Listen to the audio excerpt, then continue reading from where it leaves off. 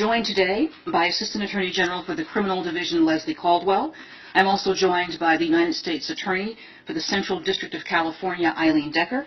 I'm joined by FBI Deputy Director Andrew McCabe and Richard Weber, Chief of the Criminal Investigation Division at the Internal Revenue Service. And we are here to announce a significant step in our ongoing work to combat global corruption and to ensure that the United States offers no safe haven to those who illegally use public funds for private gain. And today, the Department of Justice has filed a civil complaint seeking to forfeit and recover more than $1 billion in assets associated with an international conspiracy to launder funds stolen from One Malaysia Development Berhad, or 1MDB, a company wholly owned by the government of Malaysia.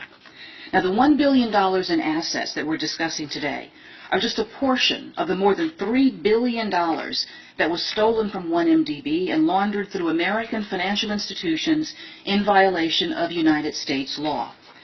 1MDB was created by the Malaysian government to promote economic development through international partnerships and foreign direct investment, with the ultimate goal of improving the well-being of the Malaysian people.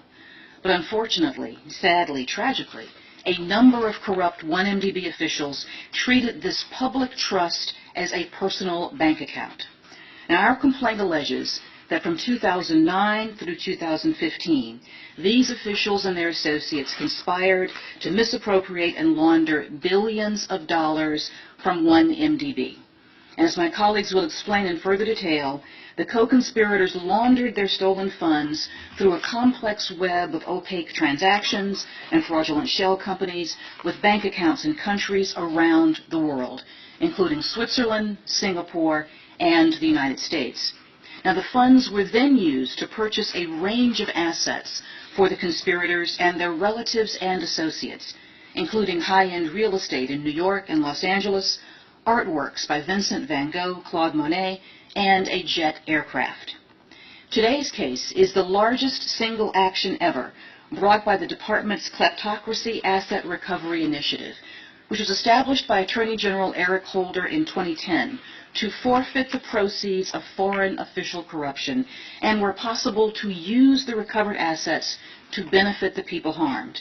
This case, and the Kleptocracy Initiative as a whole, should serve as a sign of our firm commitment to fighting international corruption. And it should also send a signal that the Department of Justice is determined to prevent the American financial system from being used as a conduit for corruption. And it should make clear